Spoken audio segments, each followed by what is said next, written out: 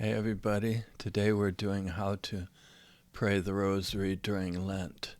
Lent is a time of fasting and prayer and giving things up. Indeed, naked you came into the world, and naked you will return, bringing not much with you when it's time to go back.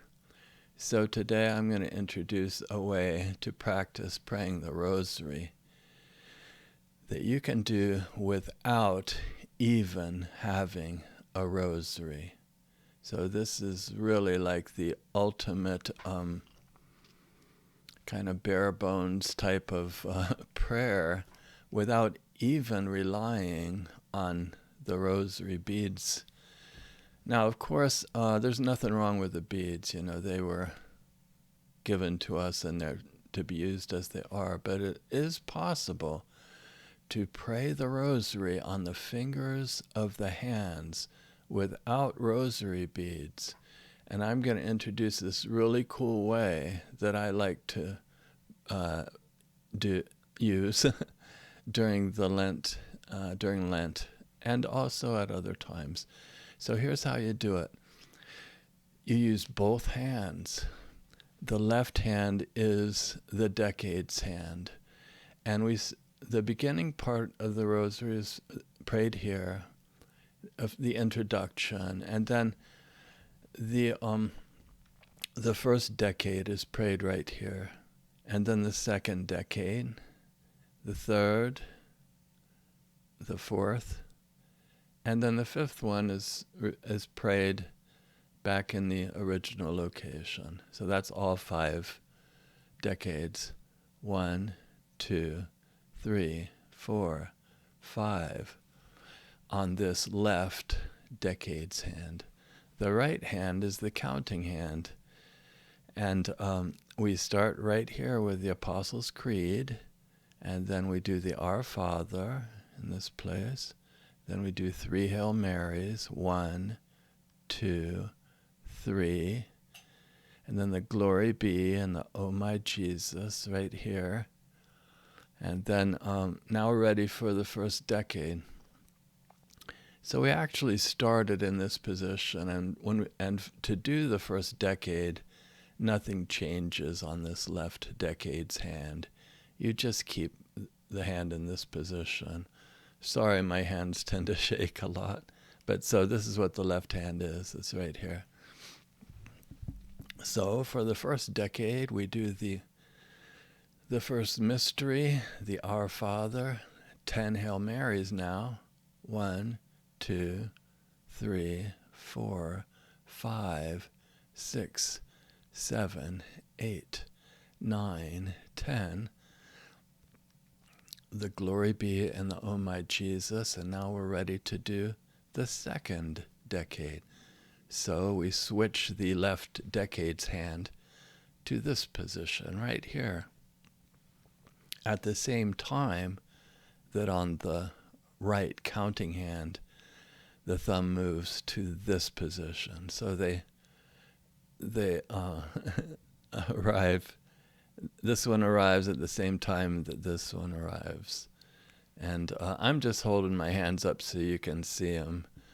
You don't have to walk around like this when you pray the rosary on the fingers of the hands during Lent without rosary beads. You just have them relaxed downward in a comfortable way.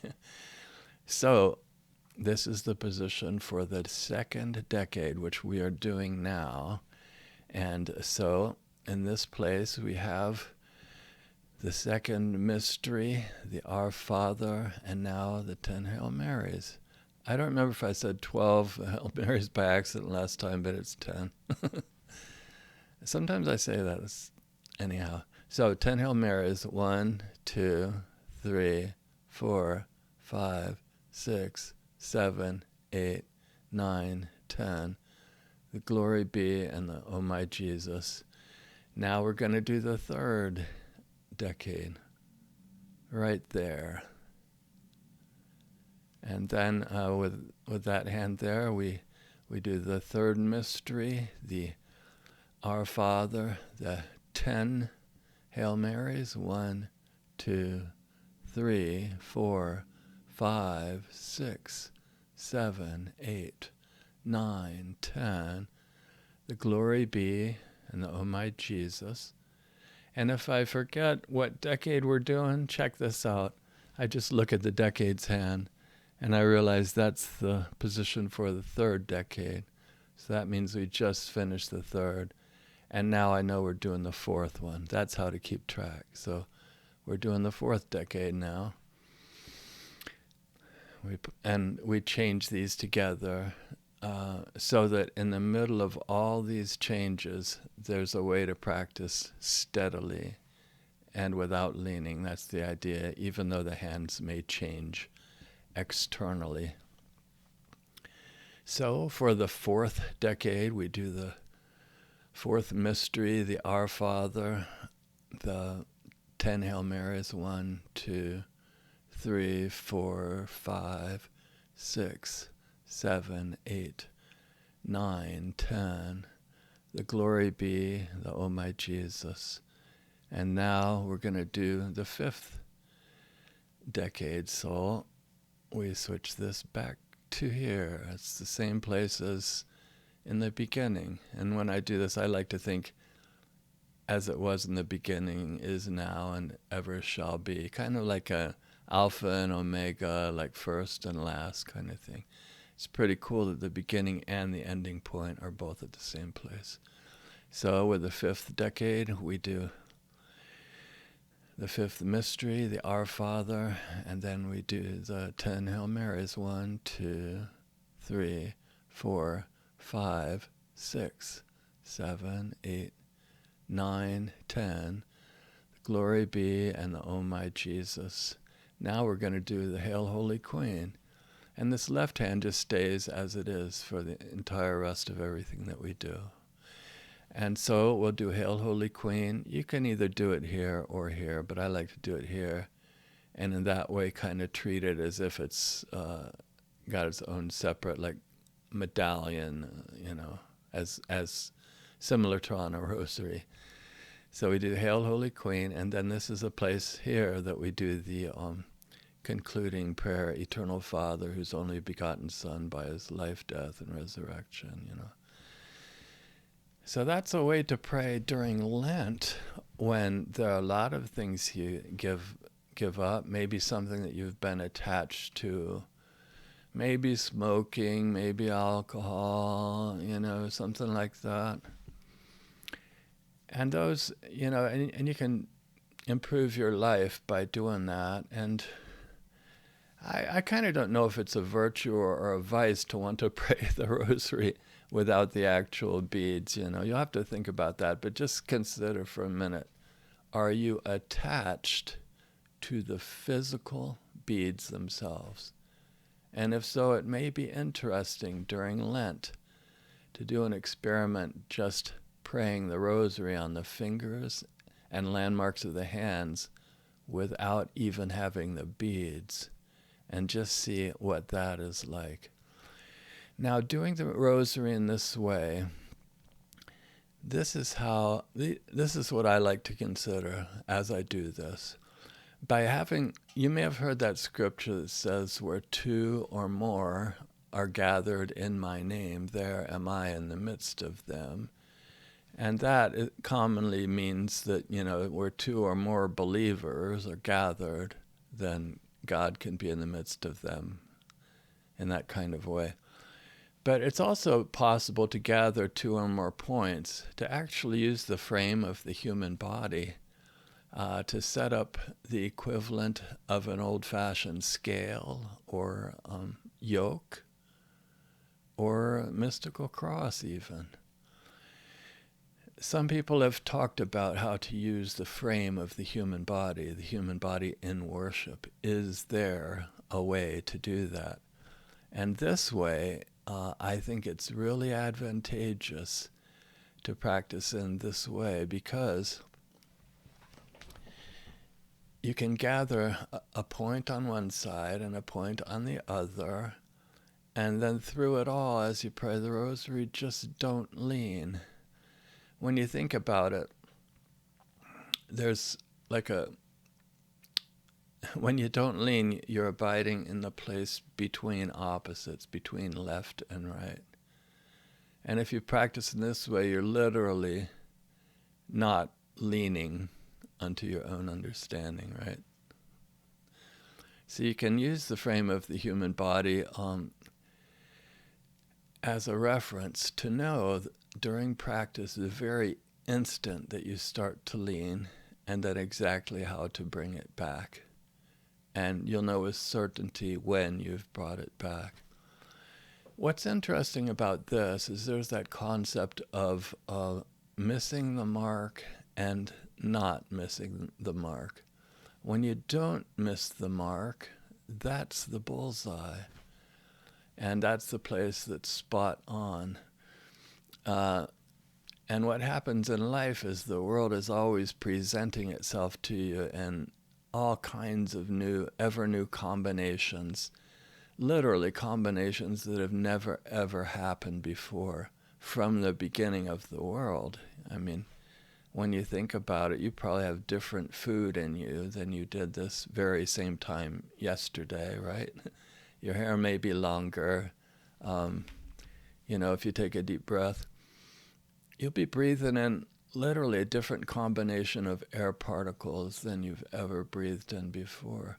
And it's because life is ever new that it's possible in the midst of this always ever-changing brand new world to surf and to hold to this place between opposites. And some people like it unto like a mystical cross, because you literally surf or abide in the place between left and right. And when you think of that place, it can correspond to the vertical axis of a Christian cross, a mystical cross. And it also corresponds, it also matches the place between right and left. When you think of the place where right becomes left, the place between those two, that is a very, very straight and a very, very narrow gate or place. So there's this idea of the straight and narrow way that you hold to, and then, so that's likened unto the vertical axis of the cross when you practice in this way. And then there's the place between too much and too little, or too high and too low. And that matches the horizontal arm of the cross. So you literally use the human frame, the frame of the human body, to establish this mystical cross. And when you think of the story of Mary and Martha, remember Jesus was there. He was just there. He'd arrived and he was on the scene. And Mary, she was just there also, right? But Martha was off to the side, toiling and spinning, because she, in her mind, she thought she had a lot of things to do to get ready, cooking and cleaning and everything, before she could finally do what Mary was simply already doing. And this way of practice is similar, because as you practice, you simply abide in and surf this middle place. So life continually presents itself to you, and with each unique presentation comes an invitation to not choose the one good thing and abide in this place, or rather, to either choose and hold to the one good thing, or to go anxiously outward in the world, toiling and spinning. And when you do that, it creates a whole lot of unfinished business and like that. So literally each moment in life is like a test, and that question comes up before us all the time. Lovest thou me more than these? And me, I'm not talking about myself, but if you point to yourself, to your heart, there's this concept that where your treasure is, there will your heart be also. And there's also this teaching of a pearl of great price, that when someone finds it, they will sell all that they have to obtain it, right? And so with the example of Martha, actually Mary had sold all that she had to simply be there. Martha still had all those steps and sub-steps and all the toiling and spinning that she thought she had to do before she could simply do as Mary was already doing.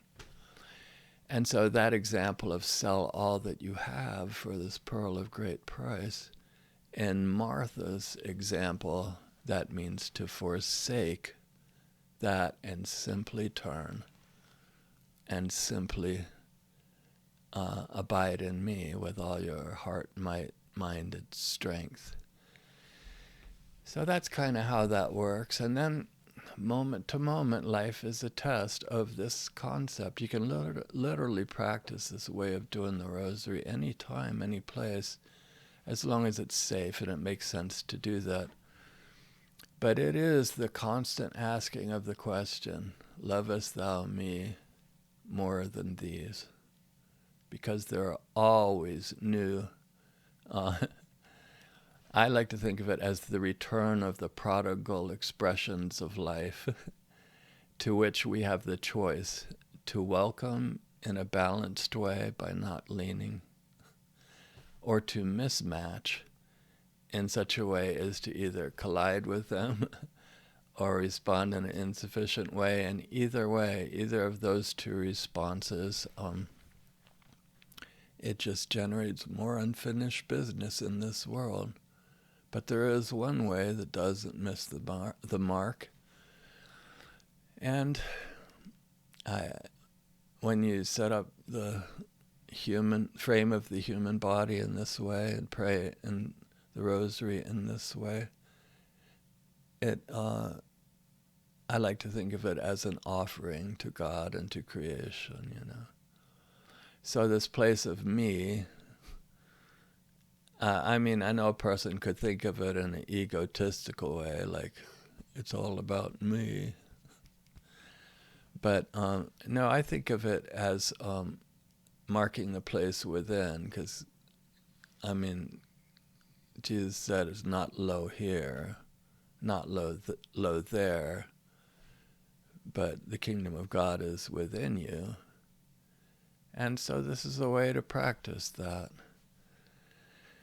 So I hope you like that, and this Lenten season, maybe, if you feel so inspired, try still praying the rosary, but maybe just consider how attached you might be to the physical props of the rosary beads. Sure, I guess it's possible to become attached to this pattern of counting too. But it is an interesting exercise for you to maybe think about doing. Hey, would you mind liking and subscribing to my videos? Thank you. Bye.